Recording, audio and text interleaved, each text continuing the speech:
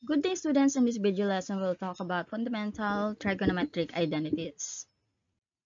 So, maraming trigonometric identities na tayong makikita sa net or sa internet. So, nakapag-download lang ako ng PDF file nito. Tapos, in-screenshot ko lang and then, ayan. Napakarami yan. Mapansin nyo, meron tayong tangent and cotangent identities, half-angle formulas, reciprocal identities, Pythagorean identities, even and odd formulas. So, napakarami yan.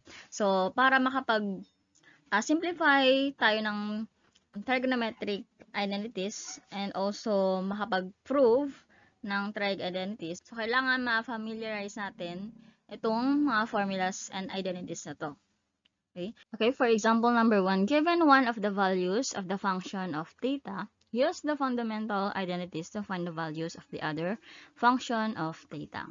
Letter A, cosecant theta is equal to 5/3. And the angle theta is less than pi over 2 but less than pi. So, meaning, saan po kaya located yung angle theta? So, kung less than a pi but greater than pi over 2, so meaning, nasa isang quadrant kaya? Okay, so nasa second quadrant.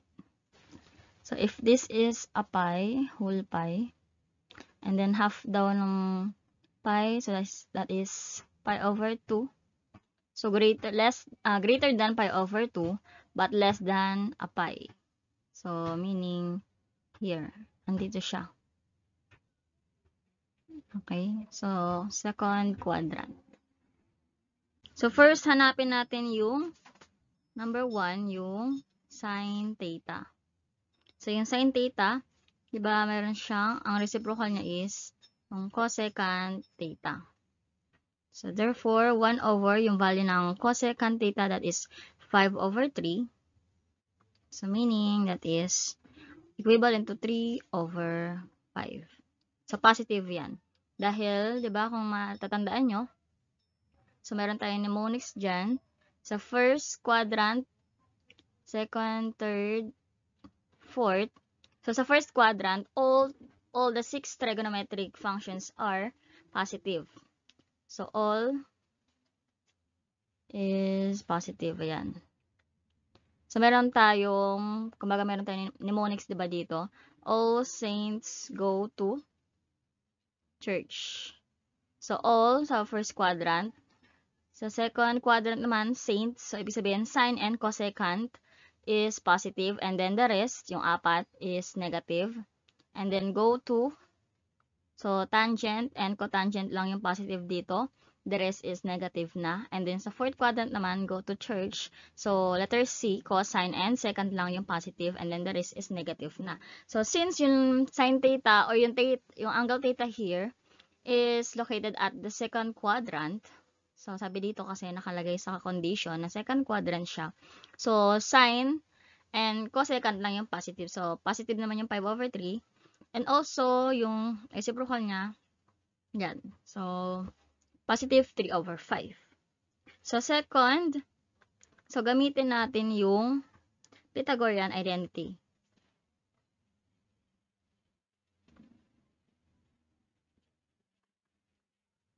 So, yung value ng sin theta na 3/5, so, isub natin siya dito. So, yung sin theta, that is 3/5. So, square natin yan. Plus, cosine squared theta is equal to 1. So, yung 3/5 squared, so that is equivalent to 9/25 plus cosine squared theta is equal to 1. And then, transpose lang natin sa kabilang side. So, cosine theta squared is equal to 1 minus 9/25. And then, square root natin both sides. So, that is equivalent to 16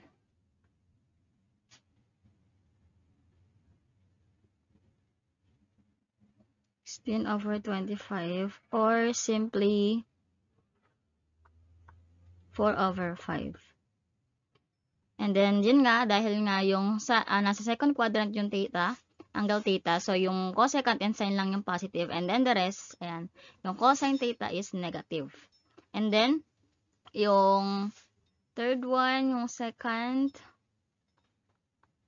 di ba ang reciprocal niya is yung cosine theta. So that is equivalent to 1 over negative 4 over 5. So that is negative 5 over 4. Okay, so number 4, Pythagorean identity ulit. So that is tan squared theta plus 1 is equal to secant squared theta. So yung value ng secant squared theta, so i-write man natin ito, plus 1 is equal to secant theta, that is negative 5 over 4, diba? Negative 5 over 4. And then, naka-squared siya. Yan. So, tan theta is equal to negative 5 over 4. So, that is 25 over 16.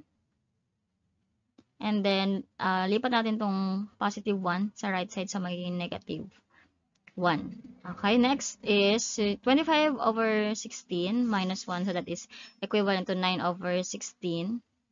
So, tan squared is equal to 9 over 16. So, square root natin both side. So, tan theta is equal to 3 over 4. And then, syempre, negative din yan. Kasi sin and cosecant lang naman yung positive. And then, of course, yung cotangent, so, reciprocal lang naman yan, di ba? So, that is equivalent to negative 4 over 3. So, yan, nakuha na natin yung 6 values ng trig functions. So, first, ito ngayon given na 5 over 3. Reciprocal niya, that is yung sine, so 3 over 5. So, parehong positive. And then, yung the rest, and negative 4 over 5. And then, negative 5 over 4. Reciprocal ng cosine is secant. Next naman sa tangent. So, negative 3 over 4. Good. And then, yung reciprocal niya, that is negative 4 over 3. So, letter B, cotangent theta is equal to negative 12 over 5 and angle theta is not in second quadrant. So, mapapansin natin negative 12 over 5. So, sa first quadrant, so, palahat doon positive. So, hindi siya pwede. Sa second quadrant, so, hindi talaga siya pwede doon. Kasi nga, sinabi naman doon na wala daw sa second quadrant yung angle theta. Sa third quadrant naman, so, hindi pwede kasi tangent and cotangent, pareho silang positive doon sa third quadrant.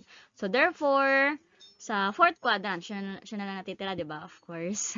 And cosine and secant lang naman yung positive doon. And then the rest is negative na. So, therefore, yung angle theta is located at fourth quadrant. So, number 1, yung pinakamadaling mahanap, of course, is yung reciprocal niya, yung tangent theta. Is equal to 1 over cotangent theta.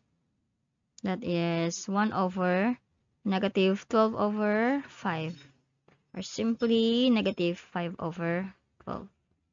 So, number 2. So, gamitin lang natin ulit yung Pythagorean identity na tangent theta plus 1 is equal to secant squared theta. And then, di ba, may value na tayo ng tangent theta na negative 5 over 12. So, square lang natin yon kasi naka-squared siya dito, di ba? So, negative 5 over 12 squared plus 1 is equal to secant squared theta. So, negative 5 over 12 squared, so that is 25 over 124, or 144 pala, sorry. Plus 1 is equal to secant squared theta. And then, 25 over 144 plus 1 is equivalent to 169 over 144 is equal to secant squared theta. And then, square lang natin both side. Ayan. That is, square root ng 169 is 13. And then, square root ng 144 is 12. So, therefore, secant theta is 13 over 12. So, positive yan kasi nga nasa fourth quadrant, di ba? So, sine and or cosine and secant lang yung positive. So, number 3, cosine theta naman. So, reciprocal lang ng secant. So, that is equivalent to 1 over 13 over 12. So, simply 12 over 13. And then, for number 4, so, cotangent theta is equal to, so, diba yung reciprocal nung tangent theta na sine theta over cosine. So, that is cosine theta over sine theta. So, may value na tayong cotangent theta. Meron na rin tayong cosine. So, sine theta na lang yung kailangan natin. So, cross multiply. So, ang makukuha natin dyan is sine theta is equal to cosine theta over cotangent theta. So, sine theta. So, yung cosine is 12 over 13 divided by yung cotangent, that is negative 12 over 5. So, 12 over 13 times negative 5 over 12. So, that is, yan, cancel to. That is negative 5 over 13. Next is number 5. So, yung reciprocal ng sine, so yung cosecant theta. So, 1 over sine theta is equal to 1 over negative 5 over 13. So, negative 13 over 5. So, yan, meron na tayong yung other 5 na trig functions or values. 1, 2, 3, 4, and 5. For example, number 2, simplifying a trigonometric expression. So, simplify sin x, cosine squared x minus sin x. So, first, let us factor out the common monomial factor. So, ano ba yung common sa kanilang dalawa? So, yan, pareho silang may sin x, diba? So, ilabas natin yung sin x and then cosine squared x. So, minus 1. And then, next, i-factor out naman natin yung negative 1. So, ilabas lang natin yung negative 1 para maging negative sin x. And then, itong negative na to is maging positive 1. And then, yung cosine squared x naman, magiging negative. Yan, cosine squared x. And then, using the Pythagorean identity, this is Pythagorean identity.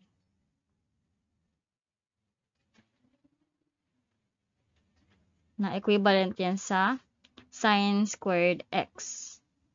So, this is equivalent to sine squared x. So, therefore, negative sine x, then sine squared x. And then, let us just multiply, since pwede naman silang i-multiply, diba? So, negative sine cube x. So, this is a simplified term. Example number 3, factoring trigonometric expressions. So, factor each expression. So, letter A, secant squared theta minus 1. So, mapapansin natin, yung expression na to has a form of u squared minus b squared. So, which is the difference of two squares. So, therefore, its factor is given as, so, secant squared theta minus 1.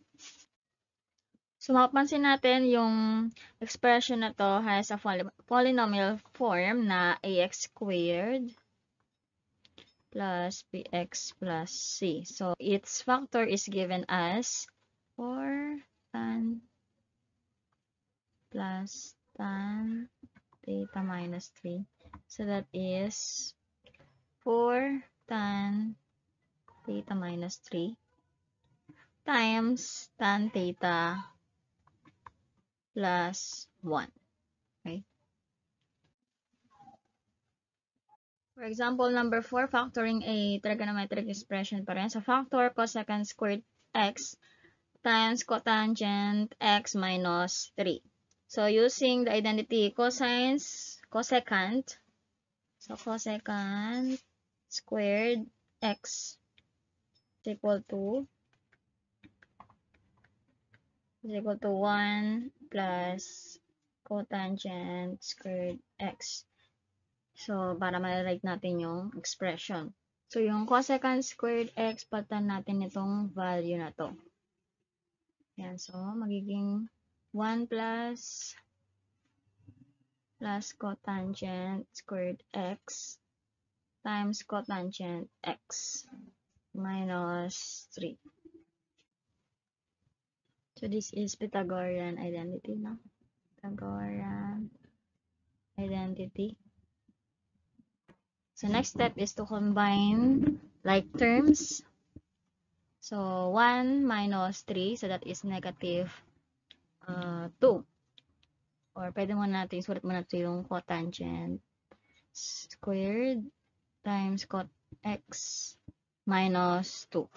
And then, yung tulad sa example number 3, letter B, so mayroon din siyang form na ax squared, diba? Ax squared plus bx plus c. So, yung factor niya, so it will be cotangent x minus 2 times cotangent x plus 1. So, ito yung factor niya.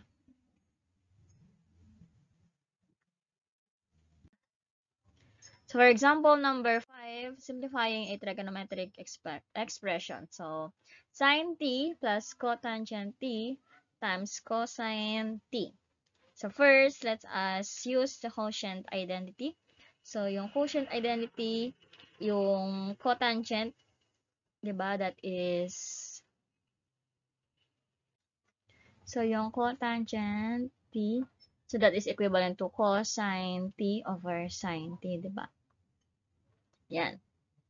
So, i-replace lang natin yung cotangent by this value. So, sine t plus yung cotangent, so magiging cosine t over sine t times cosine t. That will become sine t plus cosine squared t over sine t. So, i-add lang natin tong fraction na to dito sa sine t. So, that is equivalent to sine squared t plus cosine squared t over sine t. And then next, diba, this is a Pythagorean identity. Pythagorean identity, which is equal to 1. Okay? So, therefore, magiging 1 over sine theta na lang, sine t, or yung 1 over sine that is equivalent to reciprocal ng sine, diba? That is cosecant t.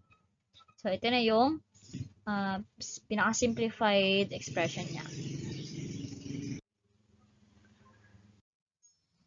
For example, number 6, adding trigonometric expression. So, perform the addition of sine theta over 1 plus cosine theta over sine theta, and then simplify. So, mapansin natin dito meron tayong addition of fraction. So, sa addition of fraction, kailangan diba ng LCD?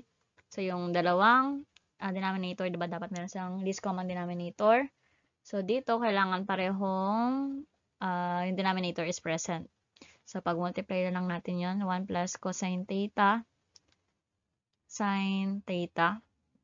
And then, i-divide natin yung denominator, yung LCD by this 1 plus cosine theta. And then, matitira doon is sine theta. And then, yung sine theta na yan, i-multiply natin dito sa numerator. So, magiging sine theta multiply by sine theta. And then, sa pangalawa naman, yung 1 plus cosine theta times sine theta, divide natin by sine theta. So, maka-cancel out yung sine theta doon. And then, matitira is yung 1 plus cosine theta times cosine theta. Ayan. And then, next, simplify lang natin tong sine theta times sine theta, that is equivalent to sine squared theta plus itong 1 plus cosine theta times cosine theta. So, i-distribute na lang natin yung cosine theta dito. So, magiging cosine theta plus cosine squared theta all over 1 plus cosine theta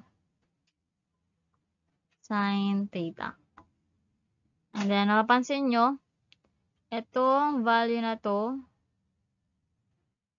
so pwede natin tanggalin na itong parenthesis na to, plus lang naman yung operation. So, itong sine squared theta plus cosine squared theta, diba yan ay Pythagorean identity? Pythagorean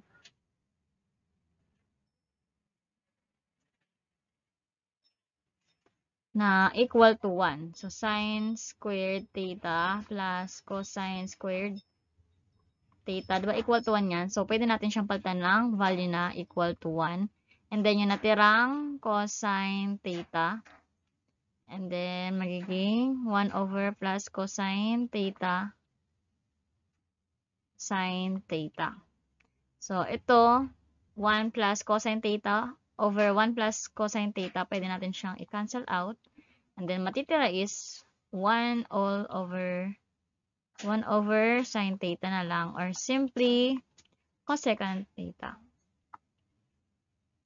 So, ito yung pinaka-simplified. For example, number 7, writing a trigonometric expression. So, rewrite 1 over 1 plus sine x so that it is not in fractional form.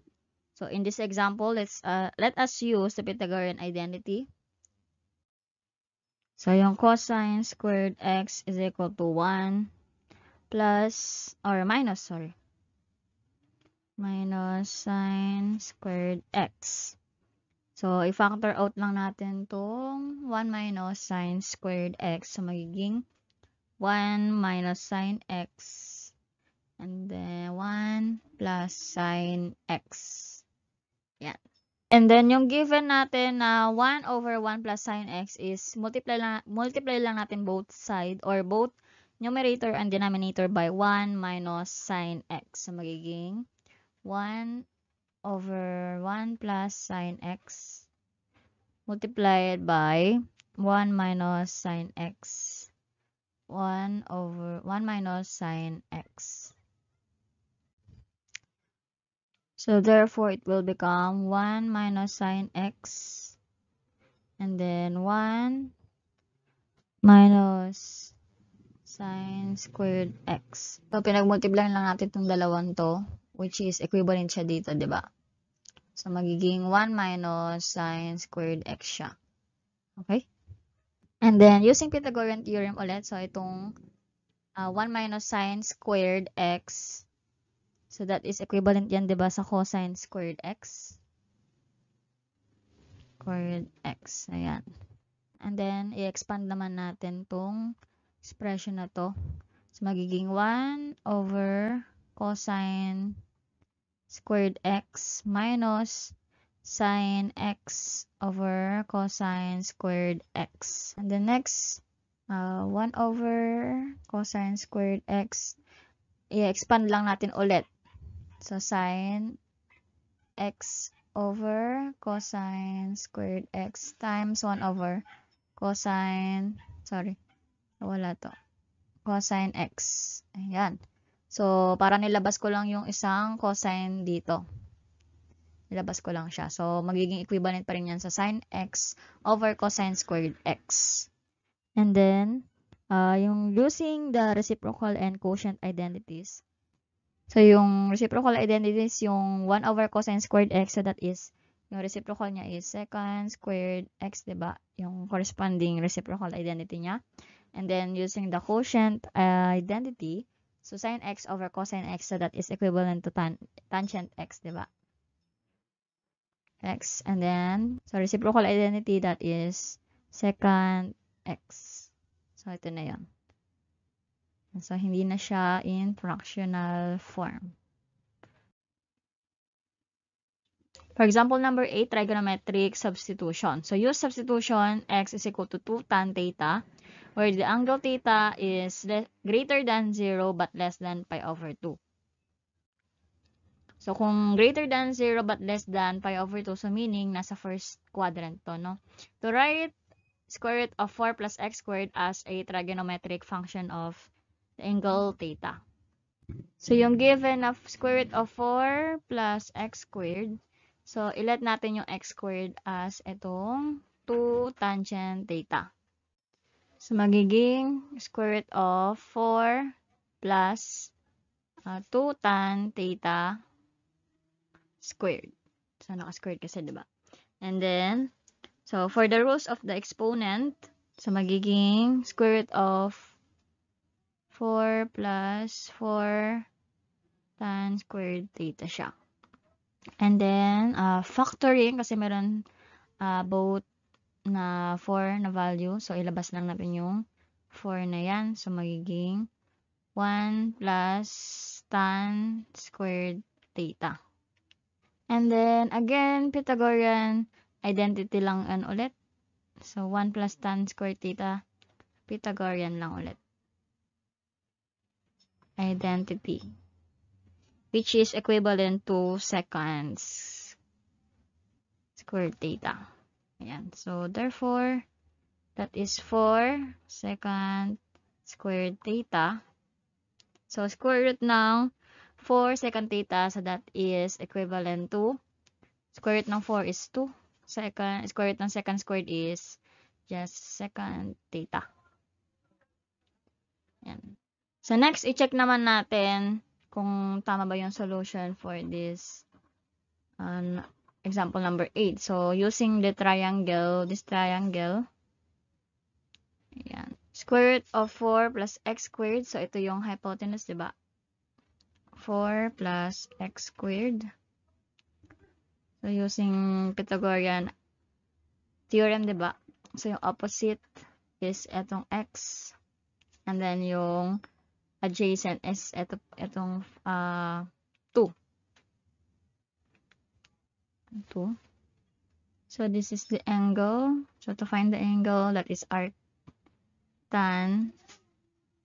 tangent opposite over adjacent. So, x over 2. So, yung opposite, so that is yung x. Adjacent naman, that is etong 2.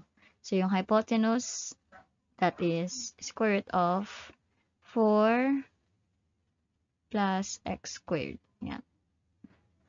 So, with this expression, pwede nating isulat yung secant theta as, so, diba yung secant theta, that is hypotenuse over adjacent. So, reciprocal yan ang cosine na adjacent over hypotenuse, diba? So, yung hypotenuse, that is square root of 4 plus x squared all over yung adjacent na 2. And 2. And then, multiply natin both side by 2. Para makancel yung 2. And then, ito naman 2.